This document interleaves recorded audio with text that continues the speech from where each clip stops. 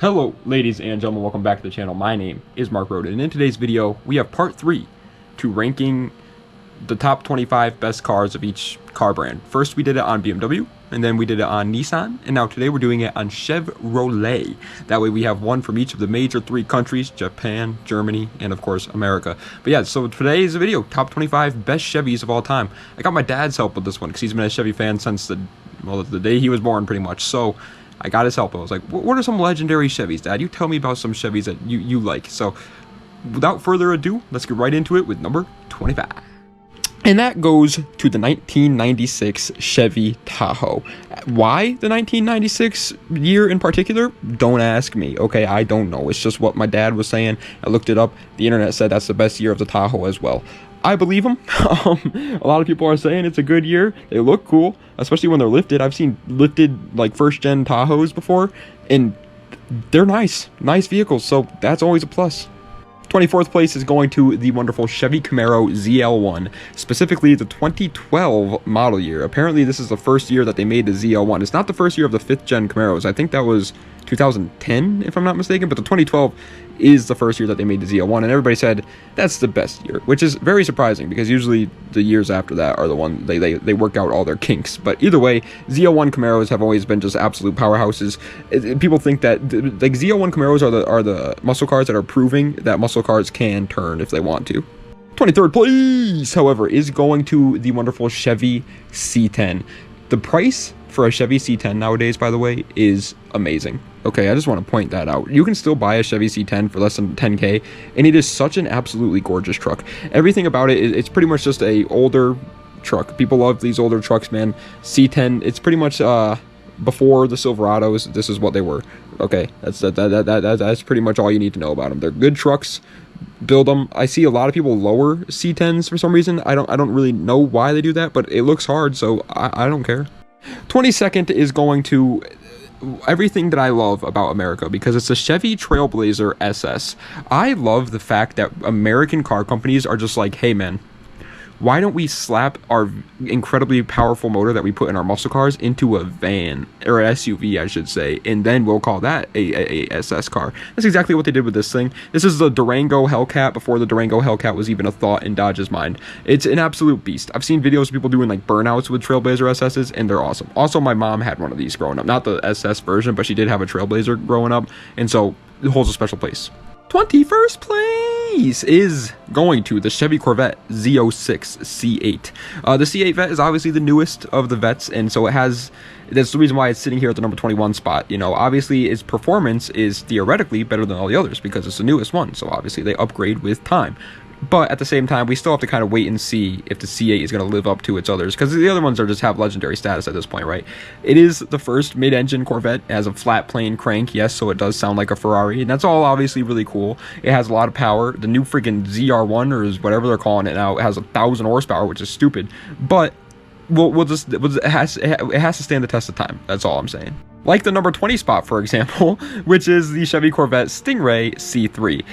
The Stingray, I think they started making Stingray Corvettes with the C2, if I'm not mistaken, but they perfected the Stingray variants with the C3, man. Now, obviously, C3s were built during the gas crisis, so there are a lot of C3s out there, C3 years, that you kind of want to stay away from, but most of them are just beautiful, beautiful, beautiful cars. One of the more gorgeous looking Corvettes, in my opinion, for sure. And 19th place is going to a bit of an oddball. I feel like you gentlemen out there were probably thinking to yourself, there's no way. But it's the Chevy Cavalier Z24. I know you guys are going to be like, well, it's a Cavalier. People used to make fun of these things, man. People used to make fun of Miatas too, okay? And I love Miatas, so I don't care if people make fun of it. And it's literally just it's like the Cobalt SS before the Cobalt SS. That's pretty much what it is. And if you like the Cobalt SS, which you'd be a fool if you didn't, then you would like this thing. Yes, I know the Cavalier does get kind of like riced out quite a bit, but who cares? It's cool when it's not riced out. 18th place is going to a car that's both cool and incredibly influential in Chevy's history, the Chevy Impala SS 1996, my bad. Yeah, they use these things, this generation Impala is like the Ford Crown Vic for Chevys. They're pretty much just like a very reliable, but also fun rear-wheel drive V8 powered sedan, and that's always obviously really cool. They again use these things as police cars for a long time. I think they even used them as taxis for a long time. They were just a do-it-all kind of car. My uncle has 2 of them. One of them's making 800 horsepower. They're freaking sick. Okay, I love them. 17th place, however, is going to the Chevy Yanko Nova SC 427. Very long name there. All I know about that is that Yanko is a tuning company. The Chevy Nova is already a pretty cool muscle car, and then the 427 is the cubic inches of the motor. I don't know what the SC is though. Super crap cutter. I don't know. I don't know what it is. But either way, you know a Nova's going to be on this list. You want to know why a Nova's going to be on this list? Not only are they legendary, but we have a dog named after one, okay? Our dogs are named Chevy, which is a little puggle. He's 14 years old, getting up there in age. And then we got Chevelle, and then we got Nova. And they're both sister boxers. They're 1 year old. And so you know a Nova's going on my list, partner. 16th place, however, is going to a bit of a controversial one, the Chevy Corvair Monza. The Chevy Corvair is obviously, we've all heard the stories and nightmares about the Corvair, right? It likes to blow up a little bit. It also likes to flip over for some reason. I don't know why that would happen, but it does. It's weird. But it also did a lot of firsts, especially the Monza. I believe the Monza was turbocharged, which is weird to say, and they were mid-engined cars. They also look incredible. I'm sorry to tell you, it's just they're actually pretty cool cars. Yes, are they incredibly dangerous? Sure, man, but we're car guys, okay? We do dangerous things sometimes. 15th place is admittedly one that I don't know the first thing about. It is the Chevy Monte Carlo SS 1983. This is one of the ones that my dad was like, you have to include that one, it's such a good car. So I'm just taking his word for it, okay? I believe him. I don't know much about the Monte Carlos. I know they're pretty cool looking. Whenever I go to the drag strip, I see a lot of them there. They're pretty cheap for a muscle car, honestly, especially like a classic muscle car. Classic muscle cars are stupidly expensive, by the way. Have you guys seen the prices of classic muscle cars? People complain about like S13s being 10K. You got freaking Dodge and 69 Chargers going for 6 figures. It's crazy. 14th place, you knew it was going to be here. I went with the Chevy Silverado 2500 HD Duramax. 2007 in particular, my dad said this is the best year of the Duramax. I don't know why. I don't know the differences. He did tell me something too. I think it was about a transmission. They put a different transmission in it, or maybe they put a different motor. There's something else going on there. But obviously you knew that at least one Duramax was going to make the list, and this is the one that I decided. My dad said it's the best year. Again, he's owned Duramaxes my entire freaking life, so I'm gonna believe him. If you have a problem with that, take it up with the coroner's office, because I'm gonna kill you. Just kidding, I won't do that, but I will harm you. 13th place is going to an absolute race car, the Chevy Corvette ZR1 C7. C7 Vettes are overhated in every way of the word. Do old people buy them? Yes, old people buy every freaking supercar though. Like, you're not going to see young people in supercars. Why? Because they're expensive and we're poor. All right, so everybody always buys, everybody that buys these supercars are old people. Doesn't mean that the car is not good though. The ZR1 C7 is an absolute freaking monster of a race car, dude. These things are just, they're monsters. I don't know how else to say it. They're pretty much a C7R, but for the street. And 12th place is one that might be controversial, I guess, to like true Chevy fans, but it's the Chevy Cobalt SS. It absolutely deserves to be on this list. I don't care what anybody says, man. It had 260 horsepower, turbocharged inline 4 in the early 2000s. It was faster than an R34 GTR around the Nürburgring. Like, this car was an absolute beast of a car, man. There's not much bad about the Cobalt SS. Are the looks questionable? Absolutely, man. I'm going to be the first to say it. I think the Cobalt SS is a weird looking car, but it is such a good car besides that. Barely missing out on the top 10 best Chevys of all time is the Chevy Camaro IROC Z. Such a cool name, dude. IROC Z. Yes, please. Yes, please. I will take that name on every... Put that on the new Camaros. Why aren't you putting that on the new Camaros? Why did they only do that for one generation? This is a third generation Camaro, by the way. And overall, the third gen Camaros didn't really do much, if I'm being honest. They were pretty bad. They were built during the gas crisis. They were pretty bad. But the IROC Z came out and was just like, you know what? Who needs gas anyways? You know, let's just make an absolute beast of a car, and then they can just look at it if they want to. But breaking its way into the top 10, however, my good folks out there, my good friends and my good pals, is the Chevy Corvette C2 split window. It is absolutely iconic in every sense of the word. Obviously, the C1 Corvettes started it all. That's great. But no, they're good cars. I was about to say they're not great cars, but they are. They're good cars.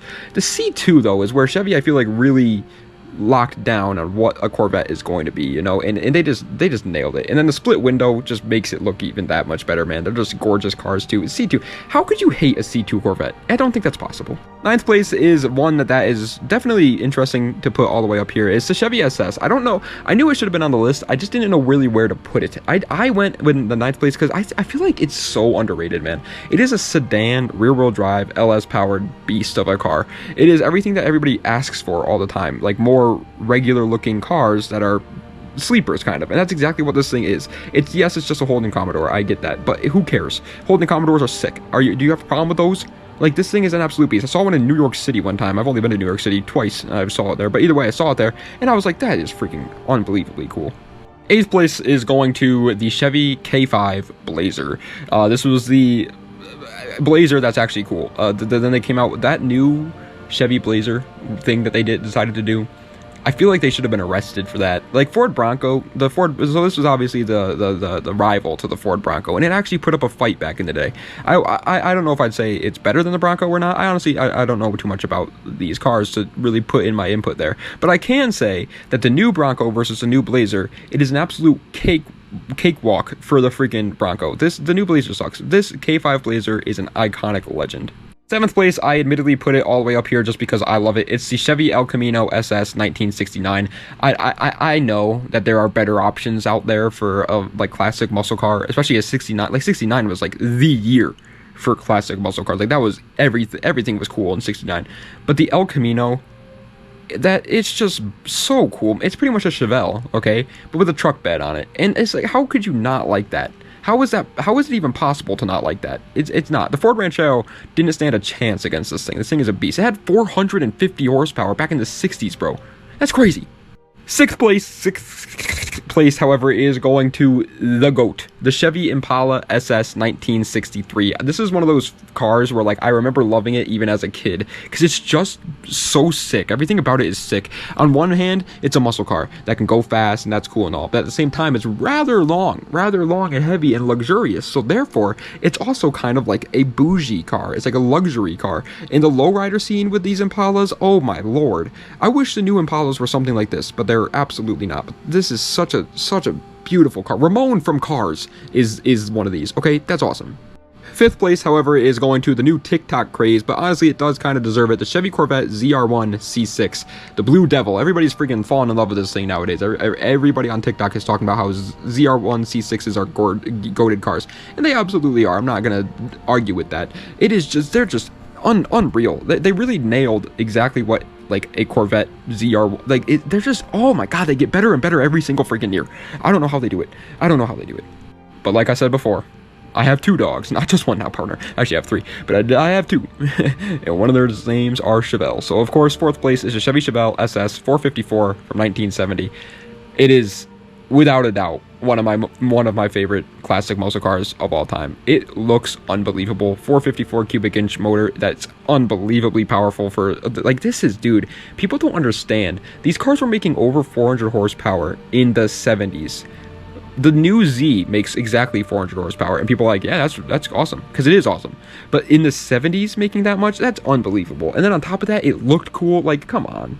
But third place, the bronze medal, in my opinion, it's no question, it is going to the Chevy Camaro ZL1 1LE. This car is unbelievable. People do not understand how insanely good this car is. It is like top 25 Nürburgring production times ever, this car. That's unreal. It's a Camaro. It is a Camaro, man. It can go fast in a straight line, sure, but it can also corner, like, unbelievably well. It is so surprising. I'm sorry, Ford fans, but your GT500 has nothing on this. This thing is a beast. Second place is going to, probably the most, like, legendary one. Realistically, I should have put it first, but my personal bias got the best of me. It's the Chevy Bel Air, or the 55 Chevy. 55 Chevy, I think there's also the 57 Chevy that people love, but I'm going with the 55 here. It is truly, like, this is what started Chevy. This is, like, what made Chevy. It's still to this day, if you see one on the road, you're like, that's an unbelievably beautiful car. They're still used for drag racing all the time because they're still that good nowadays. They are the epitome of class as well, while also being something that you could just drive every day if you need to. It is actually unreal that cars like this exist when we look at what we have today. It actually is.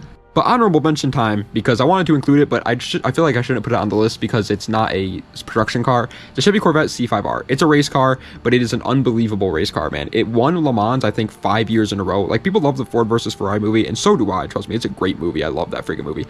And the GT40 is a legendary car. I'm not saying that it's not, but like Chevy did that with the C5R and nobody really talks about that. And that's unbelievable to me. Watch a video of this thing on the track too, by the way. Its straight cut gears sound unbelievable. It sounds unreal. Like it's such a legendary race car.